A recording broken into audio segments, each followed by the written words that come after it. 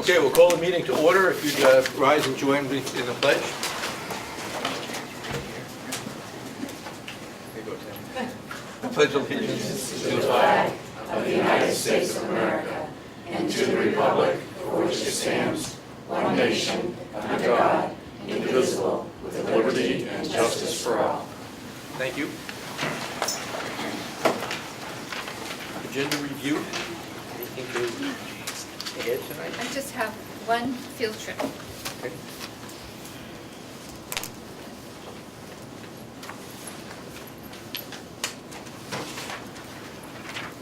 Okay, approval of minutes. We have the May 6th Academic Affairs Committee meeting. Second to approve those. It's been moved and second. No, I can't move it, so. Second. Who is there at Academic Affairs? I was. Just the two of you? I was not there. Dana, you were. Yep, Dana was out. Dana was, okay. So it's been moved and seconded. All those in favor of approving Academic Affairs? Just a point of order Yes. on the survey on cell phone use. It was mentioned that the middle school reported back and the coaches reported back, but the high school did not report back. And in the minutes it says the high school did. So we strike the high school. Information from Mr. Donnelly, aggregate information, not individual teacher, but he did share responses from the high school teachers. Okay, then I'll get out the I'm happy to amend if you'd like me to. Okay, all those in favor of approving the minutes as presented, signal by saying aye. Aye. Opposed and abstentions? Okay. And then we have the May 6th joint school board meeting. And that was in the school board meeting itself was in the library after the joint board meeting at the vocational center. Motion to approve. Motion to approve. Second, anybody? Okay, Wendy seconds. Any corrections or? And these are.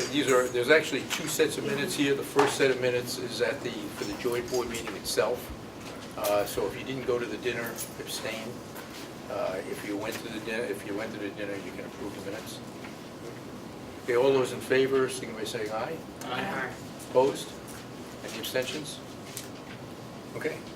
And the second one is the actual board meeting that was held at the Kingswood Regional Middle School Library right afterwards. So moved. Okay, moved, and Wendy seconds. Okay, any errors, corrections, or Should be omissions? I'll turn it so you can see.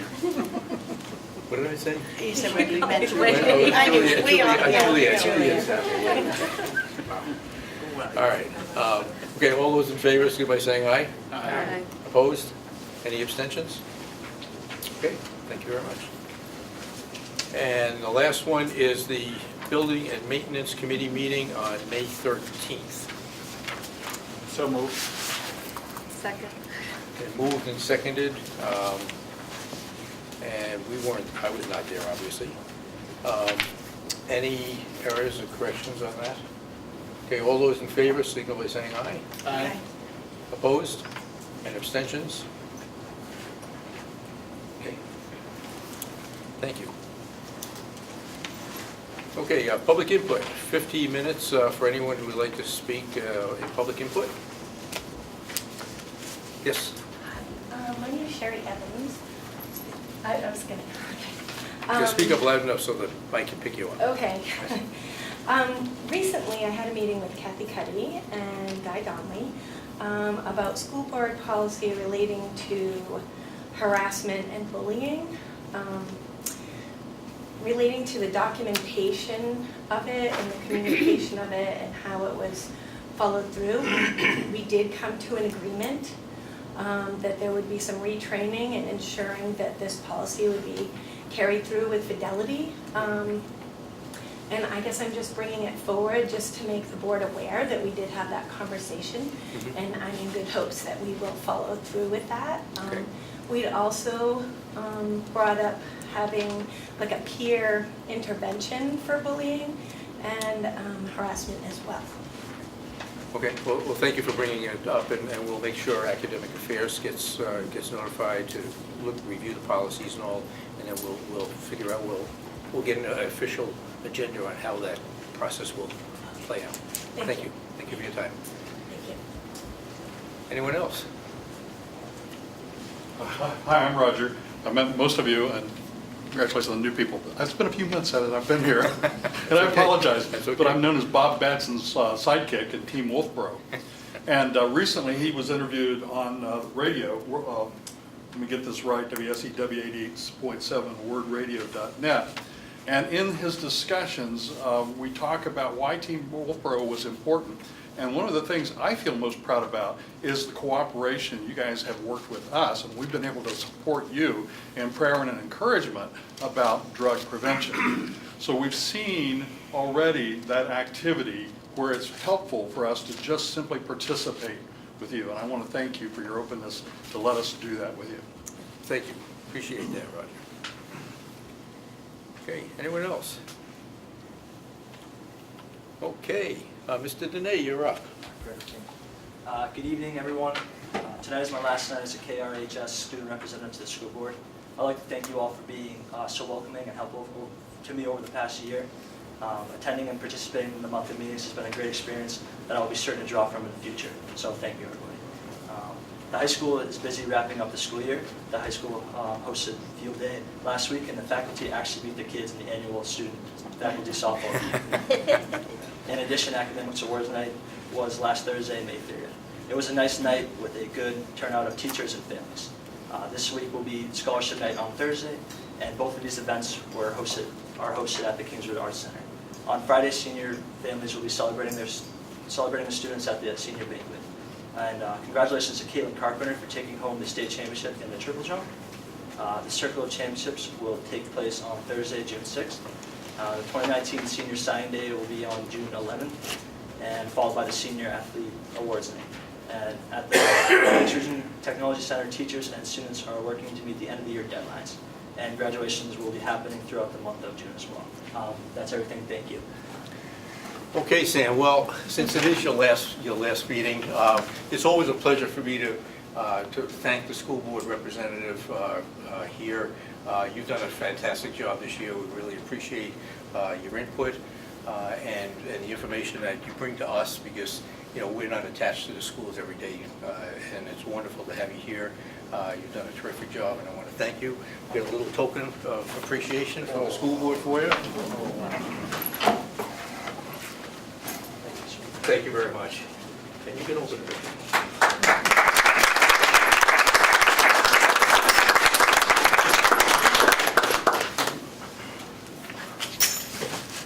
Open it back.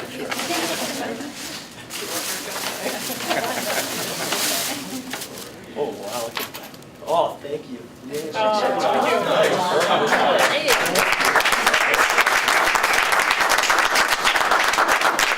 Thank you again, Sam. Terrific having you on the board. Thank you. Okay. Okay, under superintendent's report, we have a couple of guests here tonight that are going to talk with us about stop arm cameras for the buses. Steve Wood is here with us, and Chief Dean Rondo, although he's not in uniform tonight. Well, sort of, a little, casually. So, Sure, come on. Yeah, so they can catch you on camera easy enough. If we could, before, as Steve is passing that out, I just would like to take one alibi on public, when you would ask the public if they wanted to speak, Mr. Chairman, if I could be so kind. Absolutely, go for Thank it. you, sir. The other day, I had the privilege, the honor, actually, to be invited to speak at the Crescent Lake Memorial Day remembrance ceremony, I guess is probably the best way to say it. I was incredibly impressed, and I'm not easily impressed. Being an old Army colonel, for 34 years in the U.S. Army, and I'm not used to blowing sunshine around a room. And, but I want to just say that the music program, the band was phenomenal. In fact, I had to look over and say, this had to be the high school kids playing. This really? This band was that good. It was phenomenal. For the Crescent Lake School Band and the children who were singing were flawless. Flawless. It represented a lot of hard work, a lot of dedication that's being put in by faculty and staff, teachers, volunteers that make these programs work. The children who read the various passages and the poems, Flanders Field, for example, one of my favorites, was just incredible. And I just wanted to pass, I'd be remiss if I didn't pass that on. And it was clear to me that the reading programs and the music programs are working. Whatever you're doing, don't change a thing, because they're working. Keep it up. But it does represent an awful lot of hard work, and it wasn't lost on me. After training soldiers for 34 years, I know how difficult it is to make things work, and obviously it's working. So I just wanted to pass it on to the board. I'd be remiss if I didn't do so. Thank you very much. Thank you. Chief. Appreciate that, Chief. Could go over there, that direction. So What do you want me to do? You want me to walk out the door? I know, I'm uncontrollable. I'm like a loose cannon on a deck. I'd just like to take a minute to introduce myself. My name is Steve Wood, native of Wolfboro.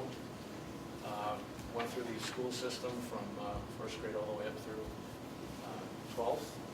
I've always supported the district, athletic programs and so forth. I'm very proud that I have a daughter actually teaching in the district. But anyway, I came tonight to speak about stop arm cameras for the buses, and I guess I can qualify my commitment to the kids of the district, and that I gave 20 years of my life. I'm not even 60 yet, so for a third of my life I spent volunteering 400 to 500 hours a year with Team Vista.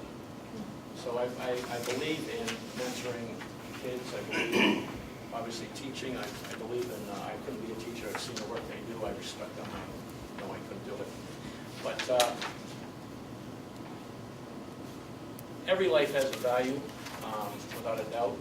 And the children more so, in my mind. And we have a lot of students in the district, and it's just something that's become a, I won't say a passion, but more or less, is to get stop arm cameras on the buses to just ensure better bus safety. Just to go back about 4.5 years ago, I went and met with the superintendent, with a former police chief, and we talked about this. We didn't. Nothing really happened at that, and I'm not blaming the superintendent because it wasn't left in her to do anything about it. I kind of dropped the ball, so I'll take the responsibility there. But fortunately, nothing has happened in that past 4.5 years with bus safety, but anything can happen at any time.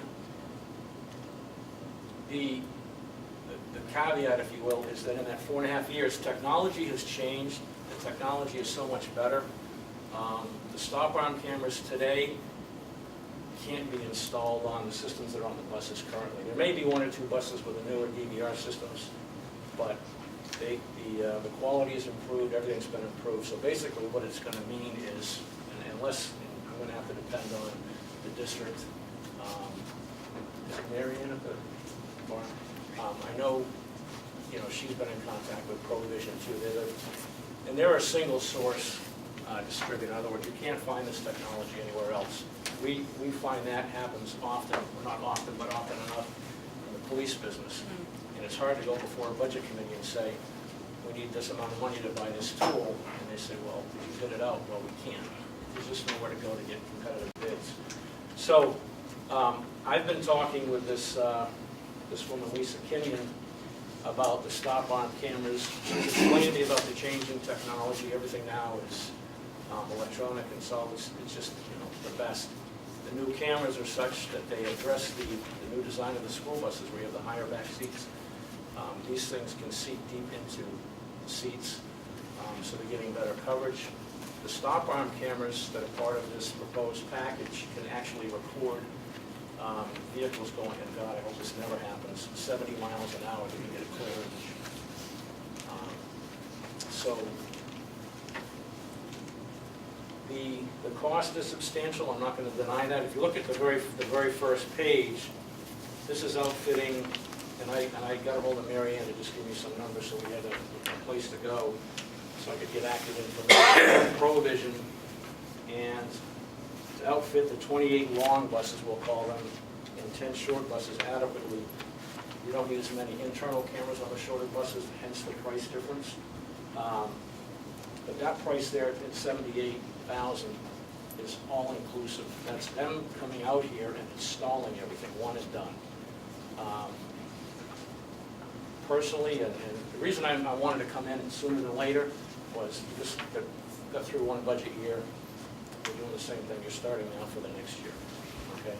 I say we, chairman of the police commission, so I'm familiar with the budget process and so forth. So I wanted to get in here early so that this could be incorporated in the incoming discussions and budget preparation.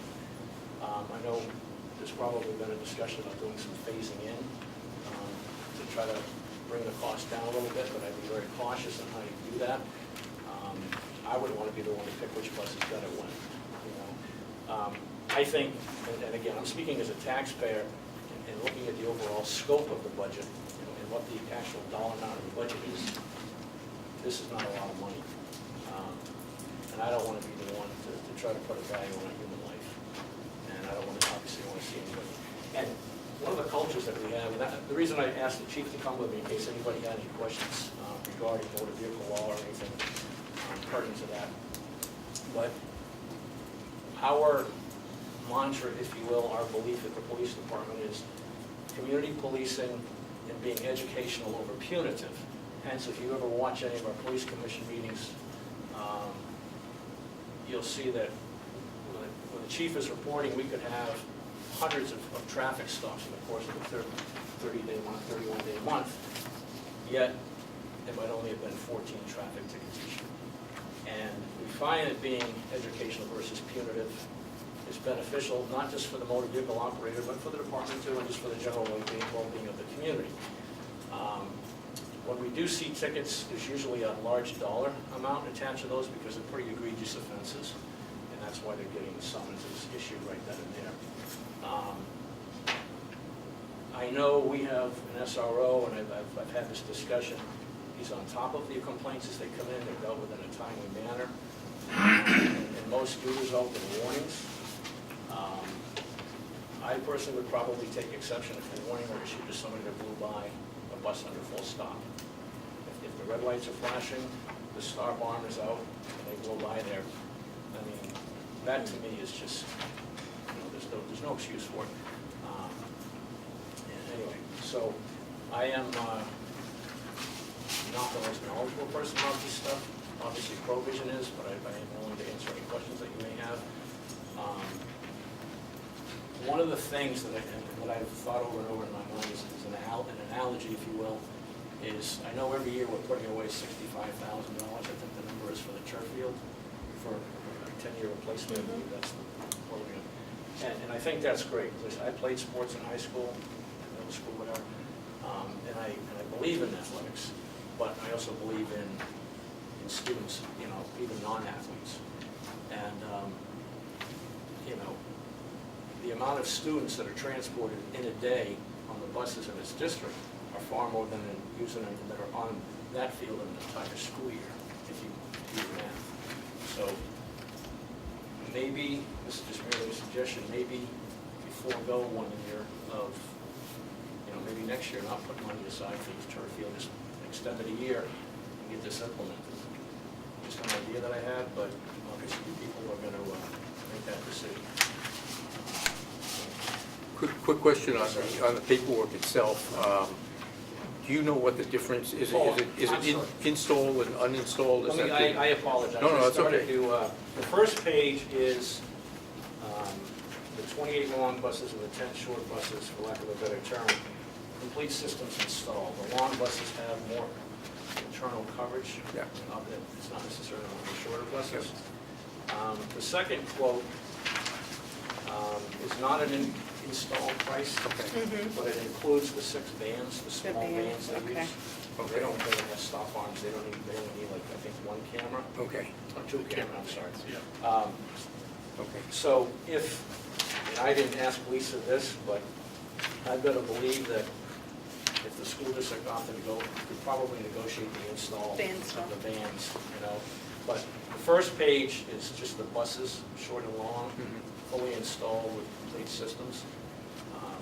And I believe the stop on camera system takes image from both sides, it's not just on one side, that it's taking. So, and the images are very clear, they not only get make, model, and color vehicle, but they're getting plate and so forth. Well, I'm very much in favor of getting the pros to do the installation. If we're gonna go with something like this, get the people that work with these systems all the time, do the installation, make sure it's up and running properly. Well, the thing is, We may be able to find somebody that knows how to do it, but I'd well, rather the have. volume of buses that you have, to get it done in a timely fashion would probably not be possible unless you've got multiple people trained to do that. Right. These people can come in and do it a lot quicker. I will tell you this, because when I first asked about pricing, I threw a number out for 45 buses, I had no idea. And the install price fluctuates with the amount of volume. Right. Sure. Yeah. So obviously, the more you do, the less it costs. Yeah. So the first page is inclusive of install on all the buses. Okay. So if you add the other 2,500 to get the camera kits for the 6 vans, you could probably get them to throw in the install for those ones here. Yeah, because I'm Automatically, assuming that's they gonna probably be- guarantee the install too if they're doing it Well, or if they something. do it versus You know what I us, mean? I'm just absolutely. saying, you know. They're not gonna, if we did, say we. Well, the school district- yeah. The school district installs, I'm not saying that you have competent people. Oh, no, but I know I'm just that, saying it's their, But they're not gonna warranty. they're the not install, gonna they'll warranty only because warranty it's their their product. stuff, yeah. Correct. All right. Do you This have- price doesn't include taking out the systems that are already in there, right? That's a full install. I don't imagine that there was no discussion about removing it. I could question that, but I don't know that that would be a big deal. It doesn't take much to yank out, and some of the existing wiring may be adequate on the newer buses especially to handle this. It's just a matter of, and again, this is a proposal that I asked for based on numbers that I was Sure. given, but I'm sure that Mary Ann can give much better information Yep. to them to get a more accurate price. Steve? Go ahead, Jim. So, This is just a simple question. So the cameras on the outside of the bus are just to catch the car that speeds past when the bus is Correct. stopped? The cameras on the inside of the Well, bus? they're also recording all the time when that camera's out, when the stop arm's out, so they can watch kids. So they the can bus watch driver can drivers. see in both directions? Well- like from where he's sitting or she's sitting? There's no monitor in the bus. Okay. Goes to a hard drive. Right. So And it, then so it's the just to driver- catch that person that went Right, by yeah, or but or the- something it after can the be fact? downloaded, you can get, the bus can go to the barn and get that information downloaded for prosecutorial purposes or whatever. But it's also, it'll be a great deterrent too, because once the word's out that they're there, people are gonna think twice about doing anything like that around buses. And the cameras inside the bus, don't we already have cameras inside all the buses? They're already inside, Yeah. but Yeah. these outside cameras, this system doesn't coincide with the system that you have. The original provision systems, the way that it was explained to me, because of the new upgrade, the cameras will not, stop arm cameras won't work with the existing system. And my understanding is that the internal cameras may or may not as well because of the upgrade. I did ask the question about if this is gonna be something that's gonna be happening every couple of years. It's gonna, they don't upgrade that often. Did we check with the system that we do have to see if it's compatible to be upgraded to? Well, that's what I was, Most of them are not compatible. Some of the newer ones might be, but most of them are not, so we'll have to I don't know when consider that. they bought the latest new Yeah. bus, but maybe if something happened last year or two, maybe there might be one or two DVRs on a bus that had a current system, but I don't believe so. yeah, we had done some upgrades on DVRs and cameras at the place I was working at, and the difference between the older systems and the newer systems are like night and day. I mean, you can see every little spot on the new system. It's incredible. Well, in these Quality systems, is- I mean, obviously, they're in the business to sell their system too, but, you know, they're also big in law enforcement, prohibition, they're a known corporation. And they've always been kind of a front runner in the industry, but again, they're the only single source for the cameras and so forth, but, or stop arm cameras. They do guarantee their accuracy and productivity and so forth, so. Dean? No, I'm just here in case you had any specific questions or you needed data or background information. I would support this initiative. I think it's good. I think it's good for a couple of reasons. First, if we want to take a case, a recidivist, to court and get that conviction, clear imagery, video or photo of the plate and the vehicle and so forth is key. It's critical. That would be number one. Number two, if there were an incident that were to occur, whether it was a crash or a collision, the video evidence, photographic evidence is always the best. And so we're always looking for that information. I will say that the bus drivers, I think, do a phenomenal job in this district. They're very good, they're very responsive. But it's difficult. They're watching for the children, they're watching the safety of the children is paramount. They're doing that. It's difficult for them to do everything and still get the plate and get the coordinate description correct. And so this is optimal, and it would help us be able to help the district keep our students safer. And I think that's really the spirit in which it's intended. Any other questions? I'm sorry. I Go ahead. I Yeah, have a Becky. question. Yeah. In some of the reading that I did about this, the police departments and the school districts partnered. Is there any possibility of a sharing of the cost between the police department and the school district? I didn't really look into that, but I can probably answer the question with a certain degree of knowledge of how it would go. If we were to present this in front of the budget, I don't know, actually, the budget committee might. Well, if we're looking to do all district buses, that's gonna be tough, because we'd have to have all police departments throughout the district buying into the same. Right, and I was just gonna say, I don't think it's fair that, it would have to me, it would be, I would expect all the towns Well, that bring. all 6 towns would have. I guess my thought was, and I didn't look at that for that reason, for the Wolfboro part, but there's, 6 towns. Yeah. Yeah. And 6 different police departments. Some have a little bit more in terms of financial support than others. Some are not even 24-hour departments or Right. full-time. Yeah, But yet they could have a number of students in the district. right. I mean, trust me, I know you good folks have been taking a beating on the cost of education and the assessments of the different district towns and stuff have been following along with that. So I totally understand. We looked into any state grants. Provision doesn't have anything available, unfortunately, either. The Department of Safety usually has grant money available every year, but it's usually earmarked for PWI or seatbelts or some of the different things that they do every year. So unfortunately, this is something that I think as a district we would have to bear as a district. And unfortunately, those grants are very competitive. I did check in on that. I checked with the state, I checked with FEMA, and anything Homeland Security could do. And unfortunately, there are no grants available right now, presently now. What's going to happen next year, I don't know. But I do know that relative to highway safety grants, which has been essentially the big pot of money, if you will, that we have tried to go after, some years were more successful than others. A lot of that equipment money, and that's what this would fall into, is really dried up along the way. In fact, I know this year I needed to buy 2 radar units, and I was hoping the state at least would buy me 1, and they didn't buy me any. So that being said, I will tell you that my department is the clearinghouse for violations that occur within the entire district. So if it's a bus in Ossipee and there's a school busing complaint in Ossipee, we investigate it. We may finish the investigation and pass it to Ossipee for their action, but we investigate it. So we're taking on essentially the lion's share of the work. We're doing, if you will, all the heavy lifting, and we're passing it on to whether it happens in Wakefield or Effingham or wherever the violation may have occurred in New Durham.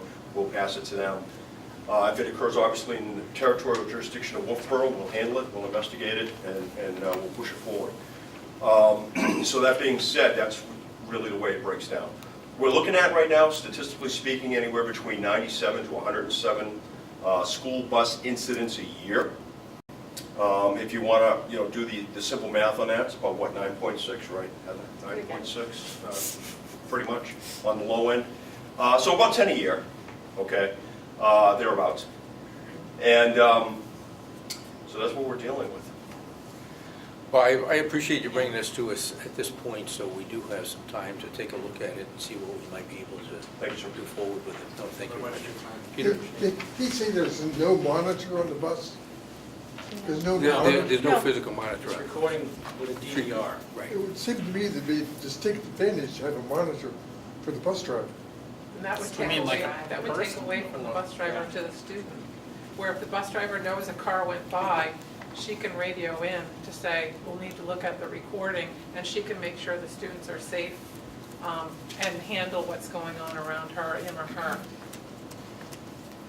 Am I correct? No, you're absolutely correct. No, Yeah, you're obviously, spot on. the focus of the bus driver should be on the students and everything going on around the bus, and you don't want a TV screen on the dash. Correct me if I'm wrong, but I believe they've changed the process of tickets. Before the bus driver had to go to court and along with the police department to say that yes, that was the person. I believe now that the ticket can just be issued. So it's always been, yes and no. It's always been prima facie, right, evidence. The testimony of a bus driver has always been the prima facie, hey, I saw the car, I saw the plate, it was this, right? That's always been the case. But we get back to, well, you have a right to be accused by your accuser in a court of law. You're never going to get away from that, right? That's a constitutional protection, nor should we. Nor should we, okay?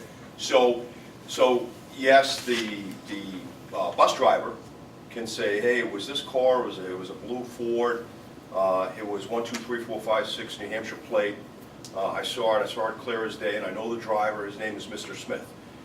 And yes, that's enough, right? The police officer can write the summons, if you will, or call Mr. Smith in for questioning and so forth and so on, and we can take action.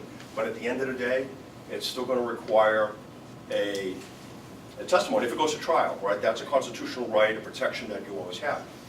I will tell you though, from experience, that an 8.5 by 11 glossy of you behind the wheel of a car with the stop arm out is probably all that my prosecutor is going to need when you and he sit down before going before the judge, right? So is it a time-saving device? Yes, yeah, absolutely.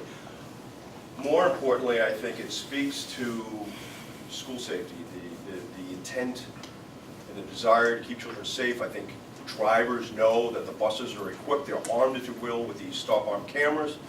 I think it's going to have a very chilling effect on folks that are going to try and do that very dangerous maneuver. And by the way, not all of these cases that go to court are successful for a variety of different reasons.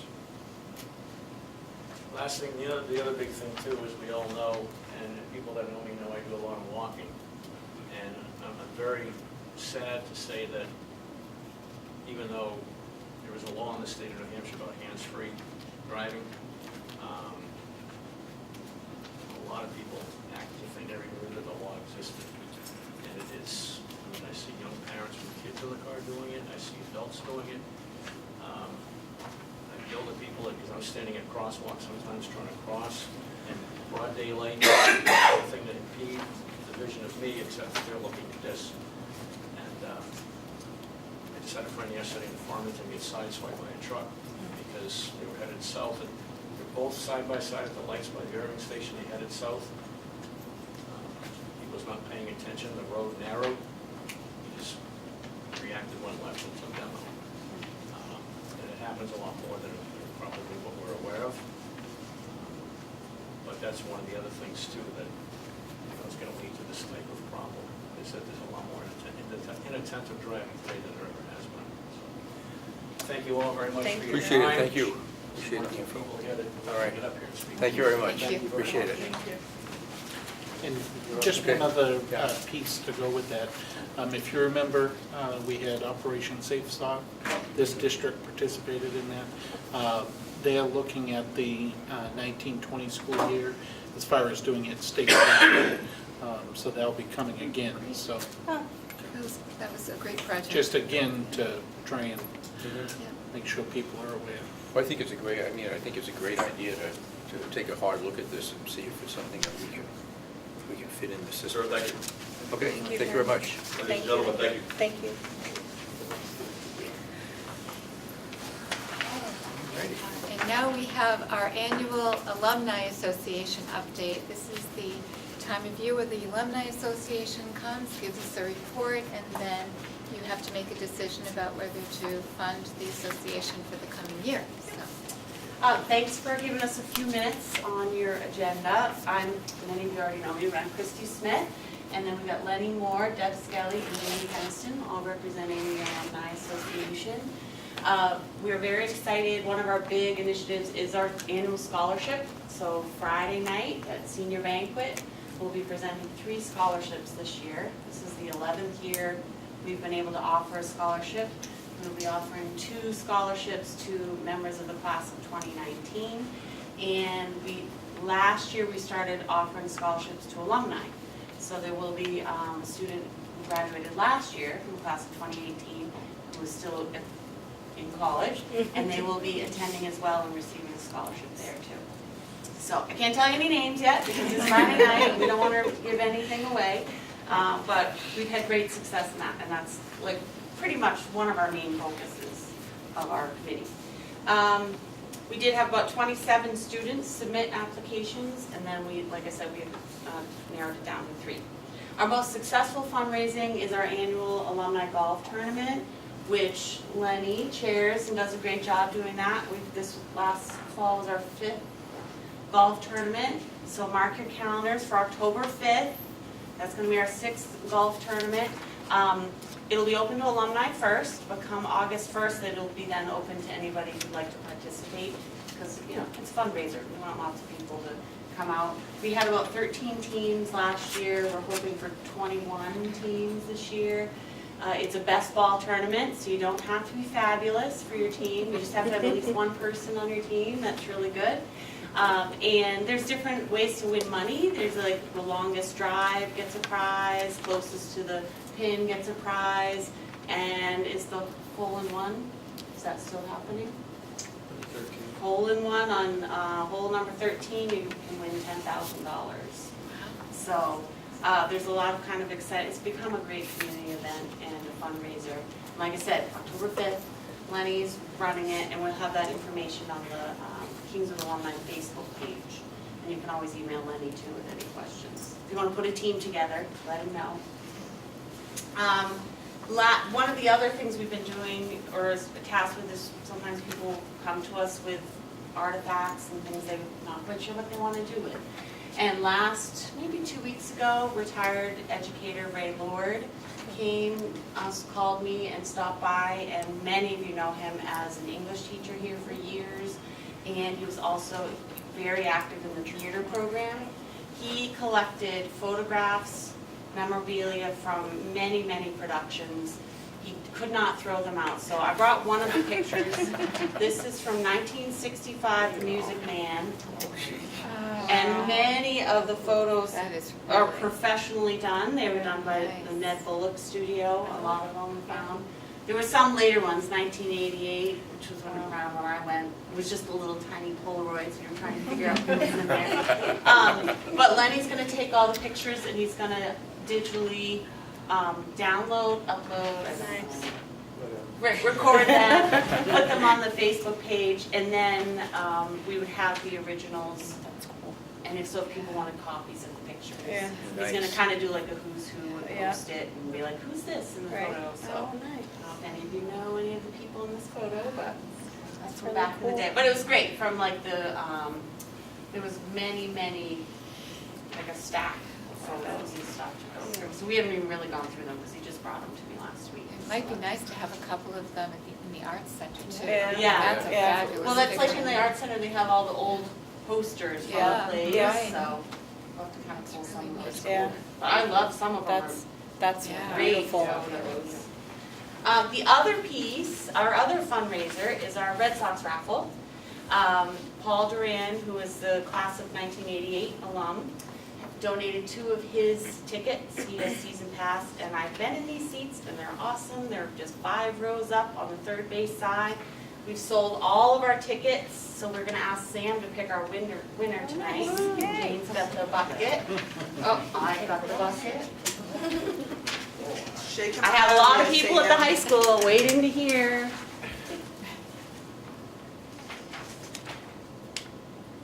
Diane. Gieri? Jagir? Yes. Ah. All right. You wanna check? Jagir. Is it I think it's Jagir, she's, Jagir.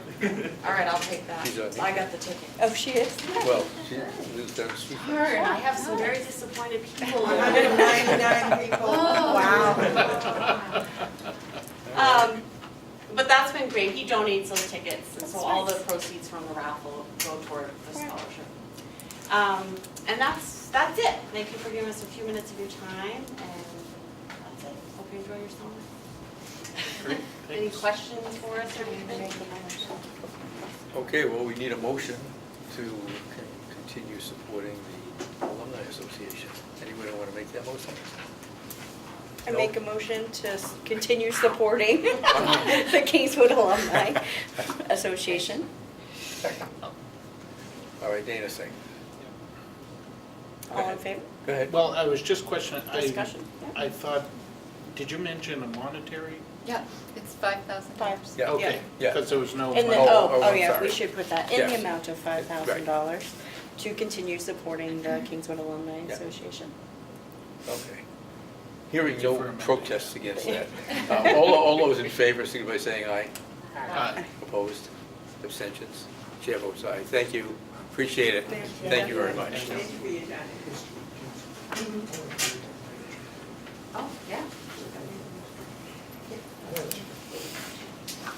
Yeah, we have quite a good archive and stuff. Yes, for sure. All right, thanks. All right, thank you. Thank you. Thank you. Good Thank night. you. Night. All right, now the highlight of the evening. This should be We getting not pictures, too Kathy? long. Yes, finally. We're gonna see some Yeah. pictures from China. I'll try and nibble it once you're. Make tea. Okay. I'll stay up here.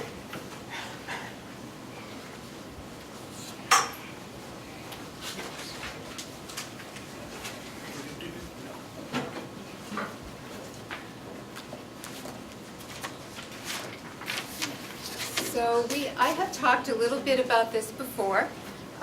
Last July, I was supported by the National Superintendents Association to go to China for the purpose of looking at some schools. And at that time, I really had a purpose in going. It wasn't just to look at schools, but I was interested in establishing maybe a tuition program if I came back and it seemed like there was a possibility to do that. So, and my thinking about it was to give our students an opportunity to learn about culture in China and to interact with people that are different and have a different educational background, as well as the value that Chinese students place on their education. The value that they place on their education is unbelievable because it really is their only way to a decent life. And I also felt it would be great to have our kids observe the incredible study habits that students from China have, at least the students that would be involved in this kind of a program. So after that trip, I had an opportunity to talk with the vice president of Triways, and he was really interested in having me come to Suzhou City to see Huangdai High School because he felt that there was a real possibility that we could establish a tuition program. So we did a lot of the legwork early on, and you folks were all up to speed on where we were at as far as them reaching out to us and being interested in sending a number of students to us, and we worked out the curriculum so that they would be teaching some American courses in China, and we would be able to transfer credits. Along with that, we discussed having 2 teachers go to China and teach at Huangdai High School for a year, and then come back and help students with the transition.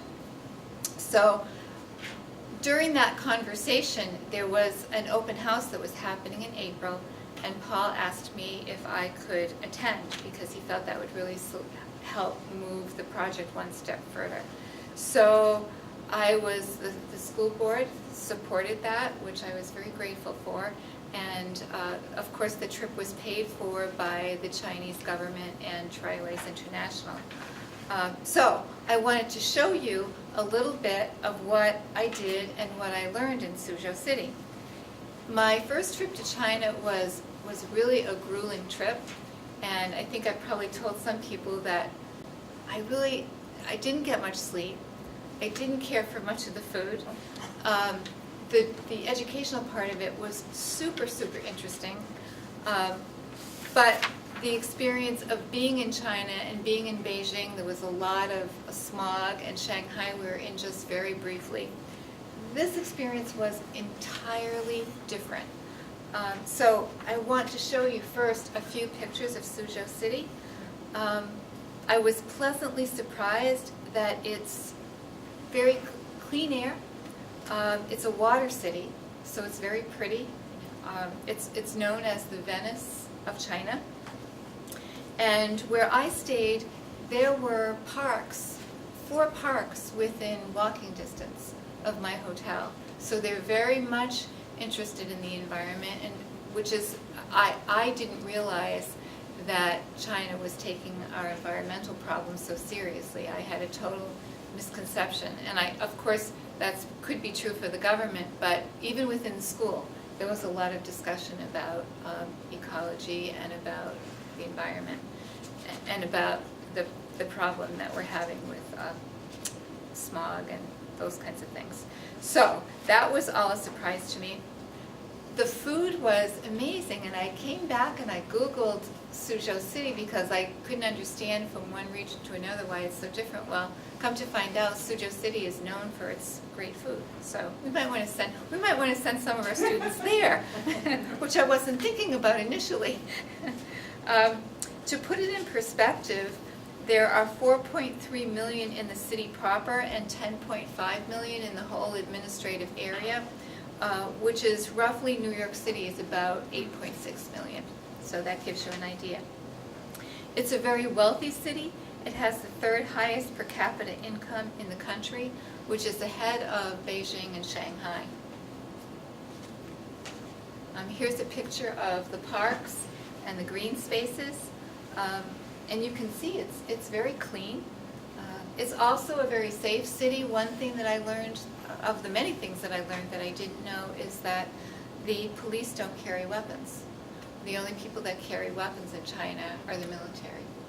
And if you think about the history of China, that makes sense. That picture at night is from my window in the hotel. I had a really nice room, and that bridge there is also right by the hotel. This is Ellen Tian. She was my contact from the education ministry, and she was really lovely, really smart, well-educated, very forward-thinking, and also just a very kind and fun person, so I really enjoyed being with her. She's very educated, and I found it really interesting that she's living a very traditional Chinese life. She has 1 child, 1 son, and both mother-in-laws live with her, which, so they're helping raise the child. She was also very frank about answering my questions. In one situation, I spoke with 300 kids in the auditorium about the program, and I asked them why, after explaining a little bit about what America was like and what Kingswood High School was like, I asked why they wanted to come, why they might want to come to America, because when I said, how many of you want to come, all the hands went up. And they said, sort of in unison, for my country. And I thought, wow, I said to Ellen, children or teenagers in the United States would never say that. And she said, well, that's what they say, and that may be very different from what they really think. And so I thought that was pretty interesting. The first thing we did was go to a National Children's Art Festival, and this was really amazing. I especially wanted you to see these pictures. There were thousands of pieces of artwork from all across China. And so the quality of some of the things we saw, as you can imagine, it would be like having the best of art from all over the U.S. high schools. Obviously black and white, lots of charcoal, lots of calligraphy. Many of the students were dressed in their traditional costumes of the region, which was also very interesting. And so I just picked a few pieces of different kinds so that you could see some of what I saw. Okay, the metalworking was just incredible. Of course, paper cutting, they're known for. This little boy is working at a potter's wheel. And the Chinese shadow puppetry. I had never seen that before. When you see it done well, it is really amazing. You just hear the music, and then these puppets are behind a screen, and really, if it's done well, you can it's like reading a story or listening to a story when it's done very well. Oops, excuse me. Back one. Okay, and then this is a traditional instrument on the right-hand side, and that's traditional Mongolian costuming. This is Hyundai High School. I think I mentioned before that the photographer was supposed to take pictures for me, but all she did was take pictures of me. So, so they're not very useful to me. But that was the arrival, and you can see it was on the bulletin, on the digital board, welcoming me. This is part of their high school. This is the part that they are redoing for the international program. They have 4 classrooms that they're redoing, and they're also redoing 2 offices. They have 30 students that they'd like to send us, and I think that's too much, because what I think we have discussed is not having the students go around as a cohort, but rather integrating into our system. So that would be 30 students. Kingswood is not large enough to adequately integrate 30 students. So as I said, this would be for senior year, and they would earn both a Hyundai High School diploma and a high school diploma, but in order to do that, they need to implement some of our curriculum, and then they're actually very anxious and very happy to do so. So we had 2 teachers that were interested in going, and I'm a little bit concerned because neither of them are able to go this year. One has committed to going next year. So I'm hoping that doesn't delay anything. I did go down the list of people who had expressed an interest. I had 8 people that had initially expressed an interest, and none of the 8 have circumstances that allow them to go at this point. So no one will be going next year, but very likely, if we can continue with the momentum, one will go the following year. This is the program coordinator. She spoke very good English. She was my interpreter at the school, and did a really, really great job. Again, very nice. This is just fascinating. We all know that students in particularly Shanghai do very well on standardized testing, and there's a reason that the students do really well. From the time they enter school, right around 1st grade, just like us, what they hear is, you're preparing for the test, you're preparing for the test, you're preparing for the test. I don't read Chinese, but the people I was with told me those were signs about preparing for the test. So, and the people at this school realize that in order for China, and this is, I think, very much driven by their desire to become a world economic power. They are an economic power, but I think they want to directly compete with the U.S.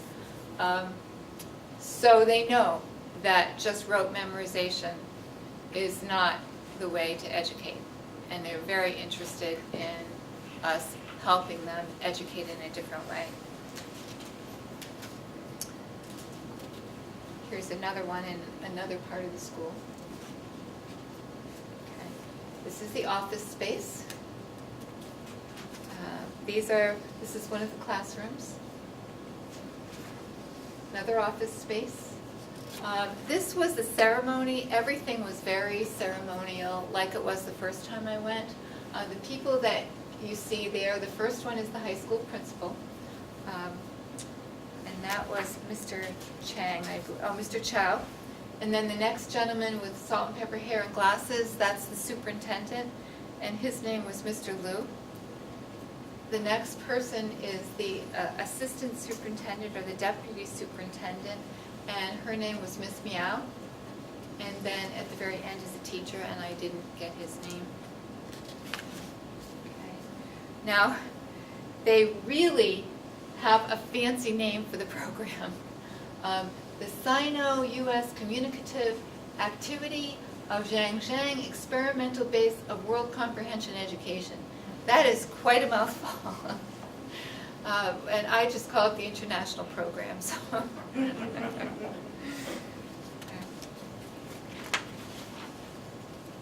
They have a logo, and I mean they are very serious. They have a logo, and this has been transposed to a flag. And this is the logo for the Experimental Base of World Comprehension Education.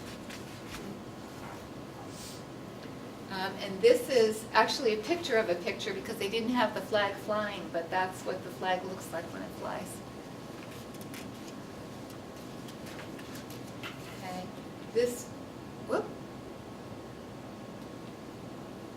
Okay, this was the signing ceremony. Again, everything is ceremonial, and there was a gift exchanged. We gave them an aerial view of the Kingswood Complex. I thought that was appropriate. I thought we could put it there and have kids look at it and maybe encourage some excitement.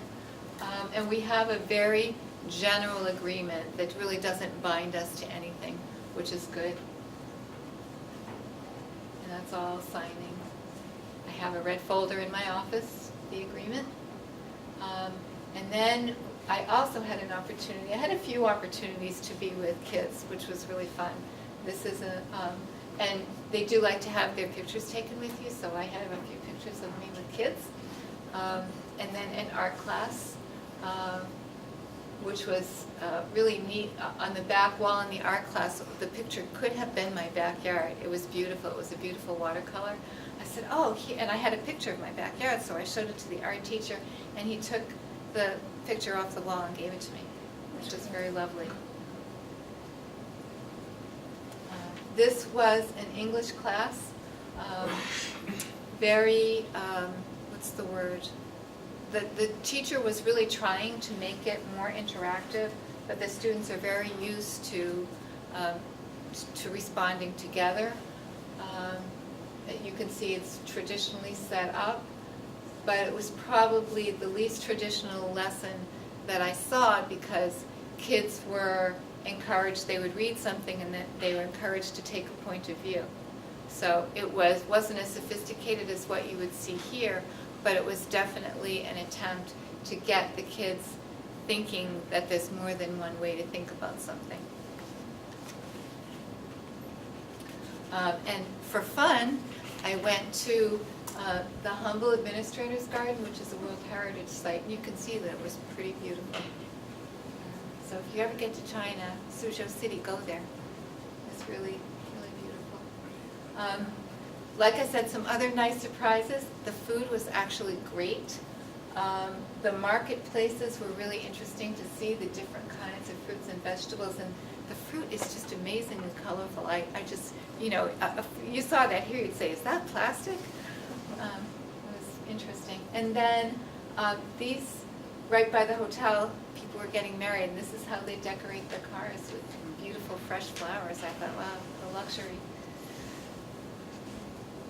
And I just wanted to thank the school board for the opportunity for me to go, and I really appreciate that you supported it. And I hope that we can really get something great going for the kids. That's it. Thank you, Kathy. That was wonderful. Terrific. Thank you.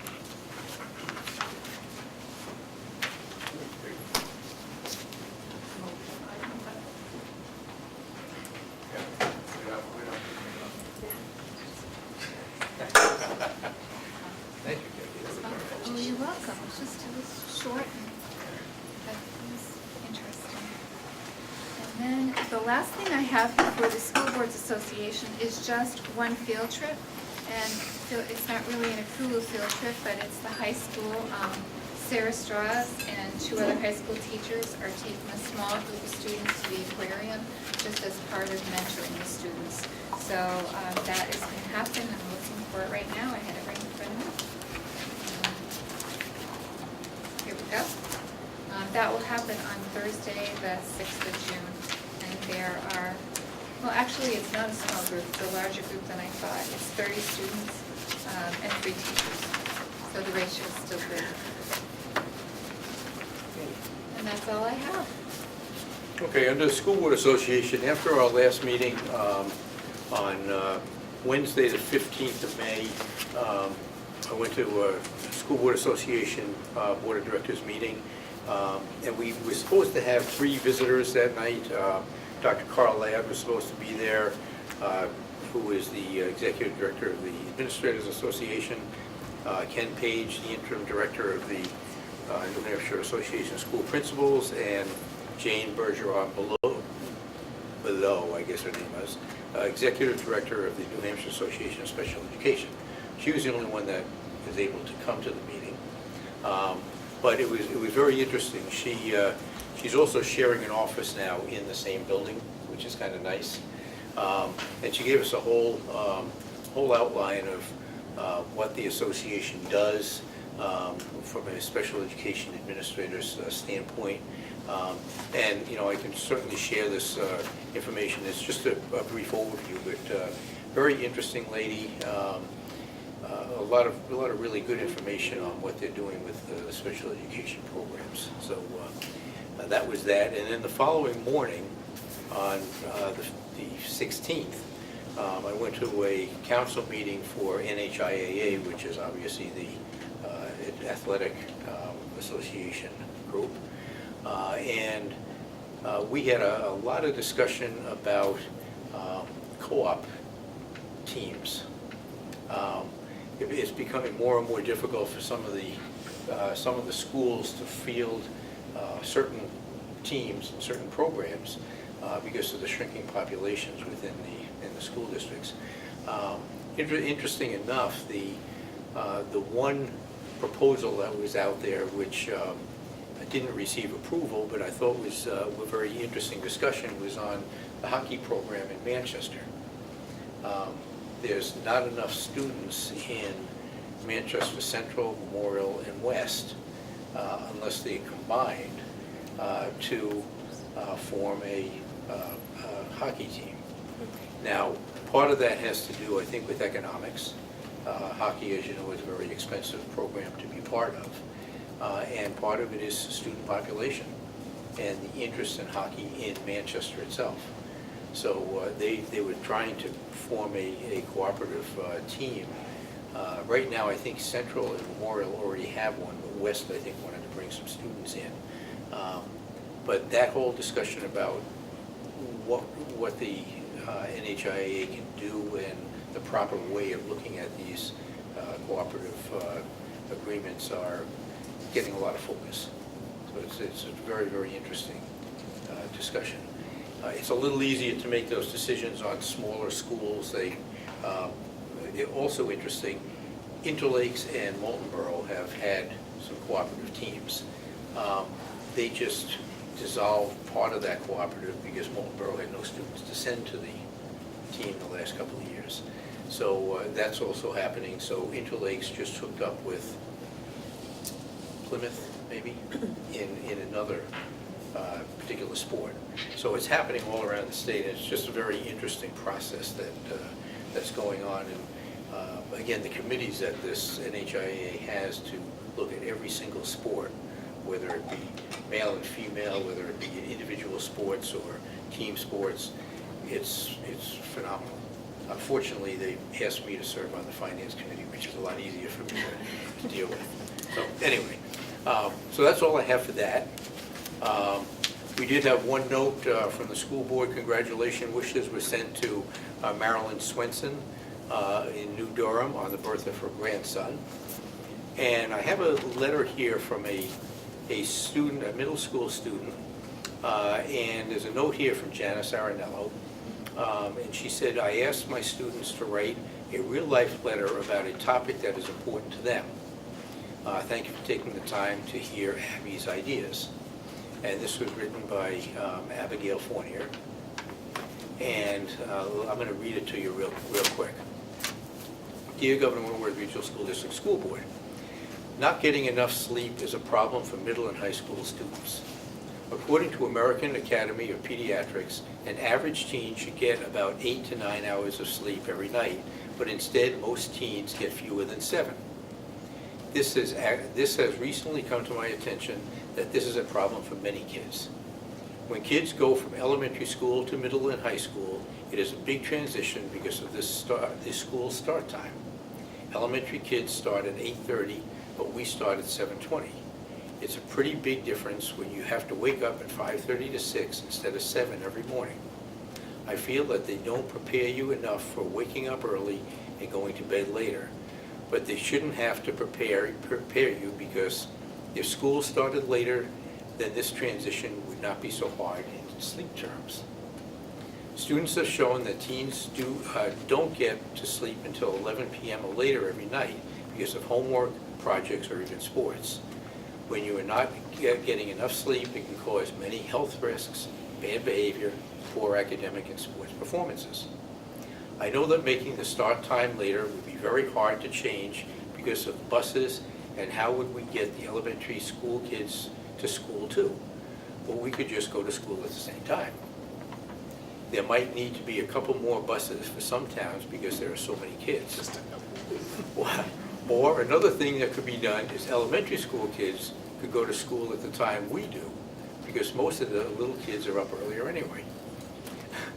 So some of us have sports after school, so there would be a pushback of an hour. Getting everyone to agree on this is very hard, but who doesn't want to sleep in an hour later every day? If we started going to school an hour later, kids wouldn't be as tired in the morning, they'd be more focused in school. This would be something to take into consideration and would help so many kids. Sincerely, Abigail Fournier. So I thought it was very interesting, and I know that discussion is not new. That discussion's been around about start times. There have been a couple of schools in New Hampshire that have changed the start times. I don't know if that's something that at some point we might want to look at, but it is a concern. So I thought that was a nice little letter. And on that, let's go to committee reports. Academic Affairs? Sure. So we had a really good discussion today at Academic Affairs. One main topic had to do with House Bill 1612, and it was a state mandated law that was passed that each district within the state has to have a data governance manual, and it has to be voted and approved this year by June, and it is once again a zero unfunded mandate. So it looks as though we're going to have to basically, probably around $60,000 that were unfunded to do some data governance training. They want to make sure that each district does some penetration on our firewall, so we have to do some testing, and that was about $20,000 to have a vendor come in and test our firewall to make sure no one can come in and hack our networks. So I can say that Paul, the IT director, came and spent, probably 40 minutes with us. It was a very excellent meeting. We have a draft proposal, again, to adhere to the state law for June. And he did a lot of work and, utilized some resources that, all the schools in the district are having to do this. And, they're all working together to get this up and running. So with this plan, this would be the draft. And he's gonna work throughout the summer, so what he's doing is he's cataloging and doing all the inventories at the school, and making sure that the servers are up and running, the fiber is gonna be accurate, and we're doing, data and recovery plans. All of this really truly, and I think we all can understand, is working and educating in the 21st century. We have to protect our software, our hardware, make sure that people cannot penetrate and cause havoc, because we all know that there are data breaches that happen, unfortunately, every day. And this is really, we have to put that pen to paper. We definitely have most of this stuff we're doing, but we actually have to adhere to the law and have a plan. And he's going to re-educate, the teachers, because there are going to be some security changes that we are going to have to make. And again, this is a draft policy, and it would be online per law.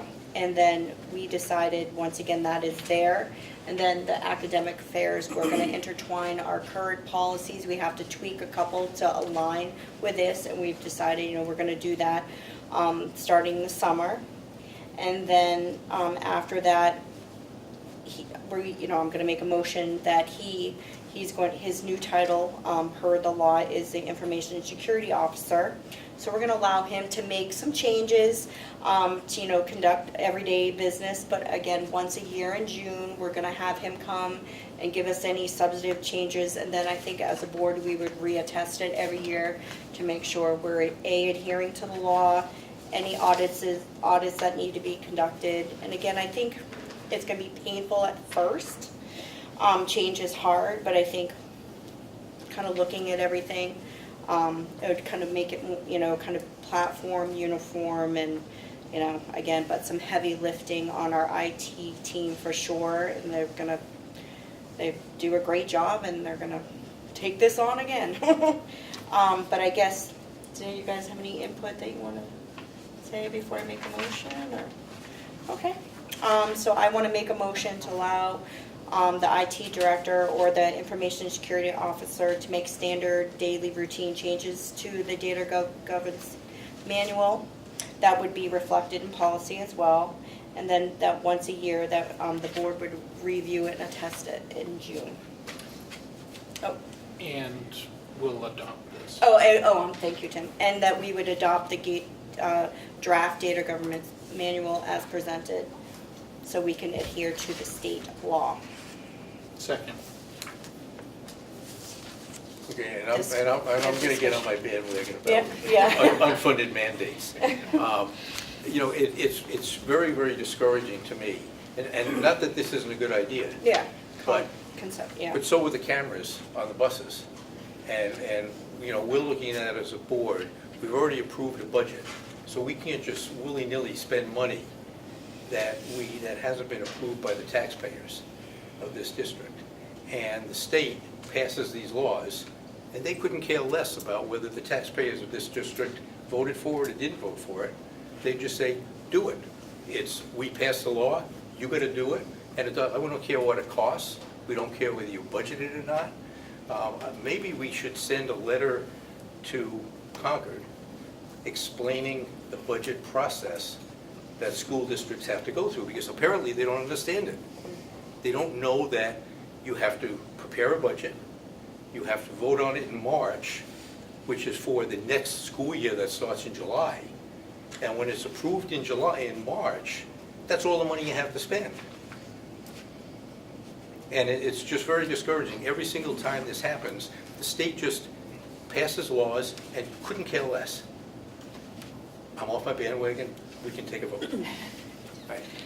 Any other discussion? Well, one of the things that Paul mentioned was, if I got it wrong, that the average amount of money it was costing districts to do this was between $60,000 and $65,000. Correct. Right. So, just in... Yeah. Right. Just So it's a new teacher plus, But for $20,000 more, we can put all those cameras on the buses.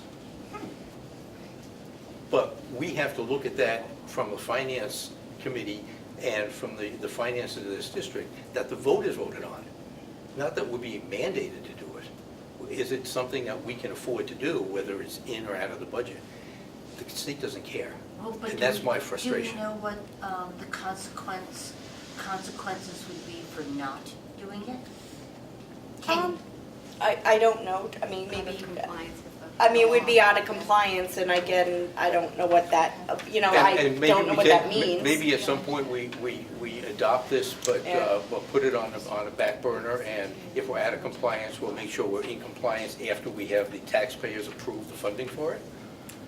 I don't know. I'm just very frustrated that every time this happens, whether it be the water testing or this thing, whatever it is, doesn't matter when the state passes a law. If they put a date on it, you have to do it.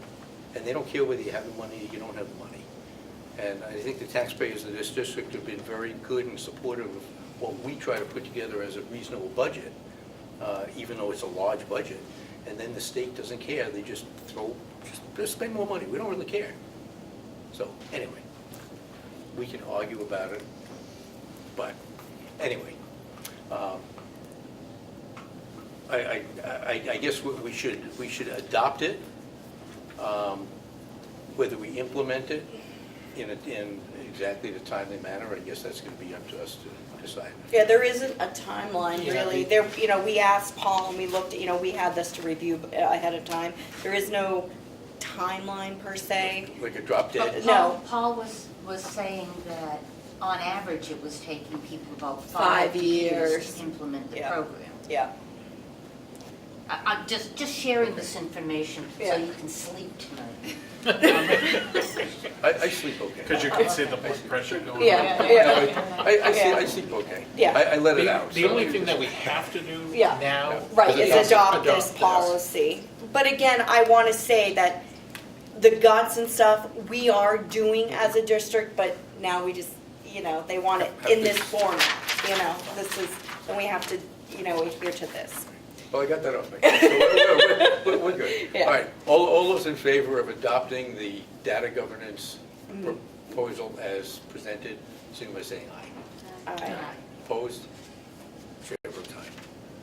Okay. Okay, and then the final thing we discussed, and we have been discussing it, I think the past three meetings, regarding the new athletic teams, and and you kind of hit on some things that we had some discussions about, sustainability, enrollment, for teams and budgets and, what we can equitably afford to support as sports, going forward, because they are, so important to everyone. So again, we want to work again throughout the summer to really look at the budget, what is being spent, what the sports are, the attendance, the enrollment, and then come up with another policy for September to kind of work with Mr. House on that. Because many things that you touched upon about cooperative and, just this, it's really wonderful when a parent or someone steps up to the plate and spends years growing a sport, but then unfortunately their kids move on and there's all the sweat equity, but then it's not sustainable. So kind of really looking at it. So again, we're all going to look at it together and come up with some stuff in the fall. At the same time, are you going to review the new sports? The longevity of how, 'Cause when new teams come and how it's funded and. I mean, I do think that's worked very, reasonably well over the years as new sports have come into the district, but again, certainly the whole process. The whole process, so we're gonna work on Okay, that this thank you. summer and have something in September. Okay. And that's all I have. Okay. Building and maintenance. Can I just Oh, sure. Oh, ask sure, a question yeah. about that? Not about the athletic one, but to go back to the brilliant data proposal. Is it, would I be expecting Paul to have like periodic touch bases either with Kathy or with academic affairs to say, this is the timeline I worked out for doing this and this is where budgetary impacts would come? Is that what we're looking at for the next step? Yeah, Paul meets with Kathy and I regularly Yep. to keep us abreast of what's happening.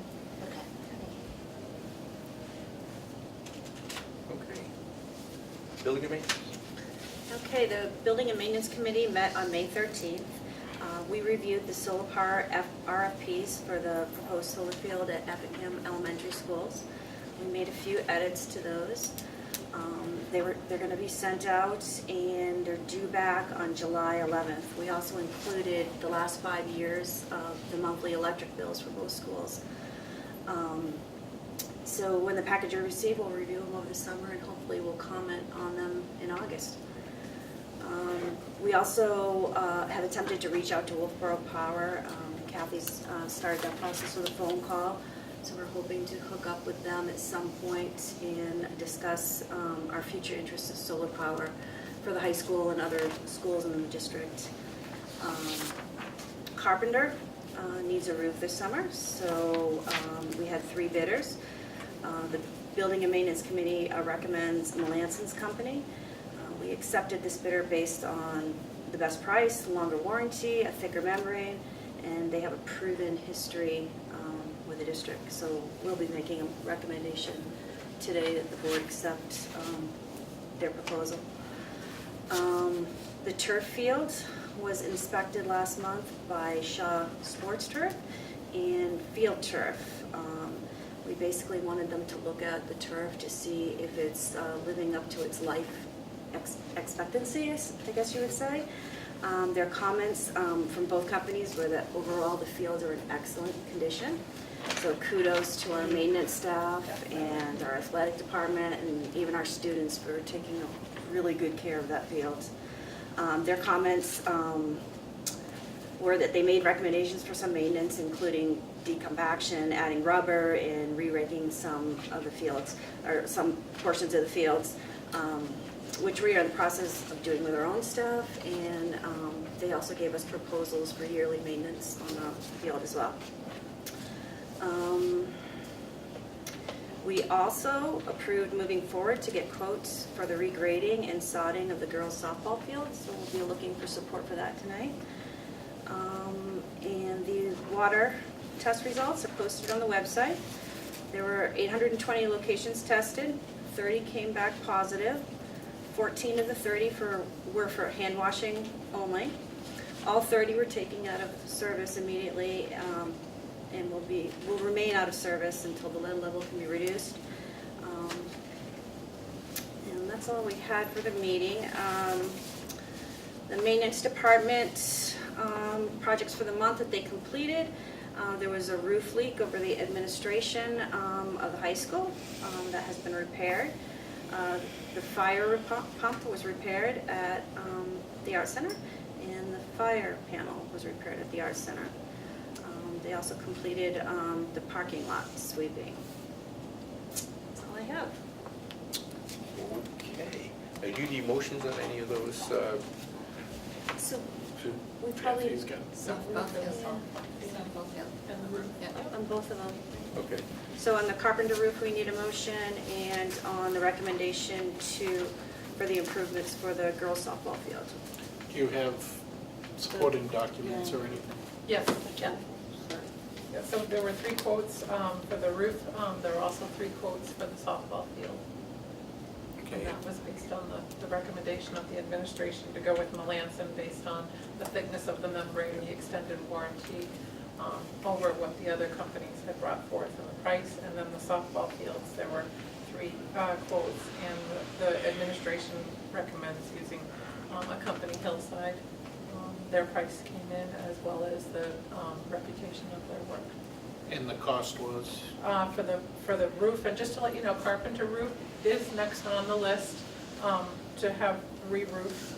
The cost for that is $89,600, and that's coming from the warrant article that the townspeople or the district taxpayers approved in March.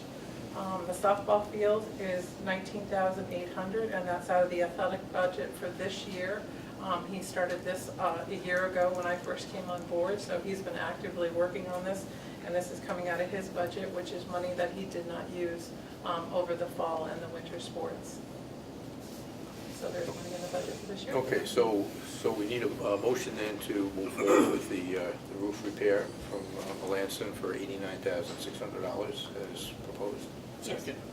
It's been moved and seconded to approve the roof repair for 89-6. All those in favor? Aye. Opposed? Chair votes aye. And a motion to move forward with the replacement with the regrading and maintenance of the girls softball field from Hillside at a cost of $19,800. Second. Okay, so it moved and seconded to move forward with the softball field as well. All those in favor? Aye. Opposed? Chair votes aye. Okay, thank you. Great. Okay, human resources, and is that all? That's it. Human resources and finance, I really don't have anything, and we actually have to meet to pick a chair of both, but we can't, finance can't meet because I'm the only one here on finance right now. But if Krista and Dana want to meet right after this meeting real quick, we'll talk about human resources. Even though Bridget's not here, we'll talk about that real quick, okay? Closing activity, advanced planning. You can see all of the activities down below. I'm not going to go through them all, but today's retirement reception obviously was terrific. And I know that'll probably be part of the discussion, but retirement reception this year, 510 years of service. Wow.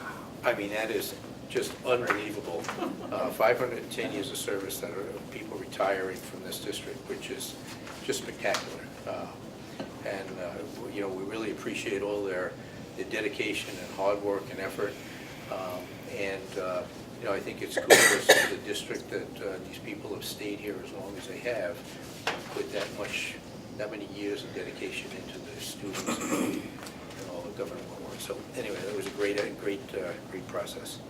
And again, you can see there's talent shows, and there's the scholarship night, and senior banquet, and Lakeside graduation is on the 13th.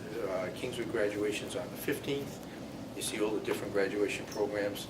Make as many of them as you can as possible, and have a great time. Public input.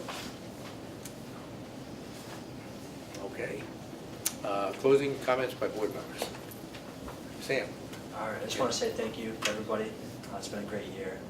Thank you again. Thank you for the sweatshirt too. Thank you for being here. Appreciate it. Okay, Krista. This last week, I went to the awards ceremony at the high school, and it was wonderful. It was just wonderful to see such a diverse group of kids being recognized for excellent in their own areas, and I think we should all go. I mean, it wasn't a long event, but it was just really touching to watch all of that and just to watch parents beam and the kids beam. So that was one of the real neat things. And then Sam, over the next couple weeks, you've got a lot of fun things coming your way. And I think you and the senior class have been wonderful for the district over your time here, and thank you. Dana. Let me see, what do we, thank you, Sam. And good luck. And that's it. Wendy. Without Wendy. Wow, this is, I'm okay, sorry, I'm getting a Julianne. conflict. We're gonna have to swap seats or something. Jeez. Why Sam, do you do that? best of luck to you. Your presentations this year have been just spectacular. You've done a really good job on the school board. A few weekends ago, I attended, I guess it was baseball and softball for varsity, and it was a Veterans Day celebration, and I think the varsity boys had 13 veterans that came, and the girls softball had 3, and they did a presentation, and they came on the fields, and the kids were pretty excited to have their fathers or their grandfathers there. It was a really nice thing, and is that the first time we've ever done that? But I remember seeing it last year. Second year? But it was really nice for the athletic department to do that. That's all I have. Tim? Tim, you got that one Tim, right. yeah, she just did. All right, Sam, congratulations. You ready for the next step here. good luck at UNH. Thank you. The retirement reception was fantastic as always. You know, it's bittersweet when you see them walk past us all and go back into the crowd, and then you know they've only got a few weeks left, and then they're on to their new thing. But congratulations to them. Can't wait till I get there. It'll be a while. Thank you, Kathy, for the presentation. Appreciate that. And certainly to Ms. Fournier, I'm glad that she sent that in and having the willingness to give that to the board to share. Not that I don't know how we'll implement it, but it's great that at least she, you know, trying to better her sleep, I guess. That's it. Okay, good luck, Sam. You know, you get just countdown here, so I'm, you know, just again very impressed with you. Just, you know, your reports and how you speak, and I know you'll do amazing in college. And just want to, you know, thank the retirees and everything. It was so nice to see them all, and it was a big bunch, so we're losing a lot, like Jack said, but, you know, they've served all our children well, and so, you know, very good luck to all of them in their new adventures. And it was very nice to hear Chief Rondo talk about the elementary kids, you know, and how he, again, being in the military and just recognizing the pride that the kids showed for our veterans. So that made me proud. And, you know, end of year, a lot of stuff to see, so, you know, it'll be exciting. That's all I have. Anybody down here? Yeah, I'd like to pass along a compliment, kind of goes with what Wendy said. School Care did a presentation, the last of 5, I think, that they've done total in the district with our health insurance, but they went to Crescent Lake last week. And the gentleman that presented goes into schools quite frequently, I mean very frequently, on a monthly basis, multiple times. And he said that school was the cleanest school he's been in, and he gave kudos to the custodial staff because it was absolutely amazing. He was just so complimentary, so I just wanted to let you all know. And I think that's true for most of our Yeah, schools. Absolutely, I can attest to The that. custodian does When I a came terrific on job. board. Excellent. Anything at that? Sam, I just want to wish you well as the mom of a graduating senior as well. Enjoy these days, and I know you're hovering between the, you know, high school and the great career you've had here in Governor Wentworth and the great things you're going to do at UNH. So be good to your mom and dad in the days ahead. And wishing you all the best, and thank you for all of what you've offered as a rep this year. Sam, I want to say as well, thank you so much for your presence on the board. It's been great to have you here. Your reports are just so well done, and you come very prepared. You come all dressed very well. There are just so many things that you have going for you that I have no doubt that you're going to be very successful in school. So congratulations and best of luck to you. I have a couple of other comments I wanted to make about our schools. I was at the Crescent Lake School presentation for Memorial Day. It was great. I haven't been out in schools for a while, so it was wonderful for me. And the kids were amazing. The band was amazing. Everything that Dean Rondo said was absolutely true. And I'd also like to compliment him because he was the speaker. And Memorial Day is bittersweet for him because he's been in many war zones and lost teammates. So he really conveyed that to the students very well, what the real meaning of Memorial Day is. And I think that was just perfect for the celebration for Memorial Day. So that was excellent. I also was able to get out to go to the middle school concert. It was fantastic. And, you know, Jill Gibson and Katie Small invite us every year, which is great because if I'm invited, I go. And I am so happy when I go because it's great to be out in our schools and see the things that teachers are doing with kids. I want to particularly comment on some of her selections. Many of her selections were, or hers and Jill's, both of them, many of their selections were really around including each other, being kind to each other, working hard, and this was all through music.